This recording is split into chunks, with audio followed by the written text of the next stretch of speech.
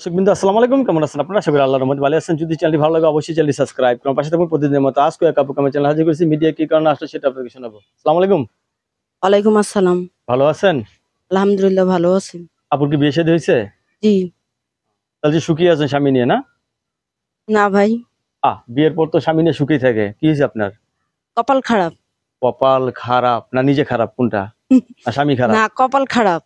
কেন, কি হয়েছে কপালে? বিয়ে বসছিলেন, স্বামী আছে, চলে গেছে? হ্যাঁ, জামাই চলে গেছে। চলে গেছে? জি। কি দোষ ছিল স্বামীর, না আপনার দোষ ছিল? জানি না, সেটা বলতে পারবো না সে কেন চলে শেষ গেছে। ফিনিশিং, আপনার সাথে কি ছাড়াছাড়ি হয়েছে তো? হ্যাঁ। যাক, তাহলে পিছনে কথা না টেনি, এখন কি বিয়ে শাদী বসবেন?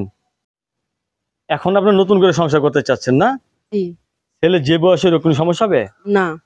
যাতে বউ মারা গেছে, বউ চলে গেছে, এরা যদি আপনাকে ভালোবাসতে চায়? অবশ্যই বাসবে, চলবে। হাতের কাজ কিছু জানেন? হ্যাঁ জানি। কিসের কাজ জানেন? সিলাই মেশিনের কাজ। সেলাই মেশিন আছে ঘরে? না ভাইয়া। সেলাই মেশিন নাই? কেউ যদি ভালোবাসে একটু সেলাই মেশিন কিনে দেয়, অবশ্যই নিব। উপকার হয় তো? অনেকদিন ধরে তো স্বামী ছাড়া আছেন, আপনি এখন বিয়ে বসলে আপনার ফ্যামিলিগত ভাবে সমস্যা হবে না তো? না। আপনার পছন্দই পছন্দ? জি। তাই? প্রবাসী ভাইদের কেমন লাগে, যারা বিদেশ থাকে? ভালো থাকে? ভালো লাগে? যারা বিদেশ থাকে তাদের ভালো লাগে? জি।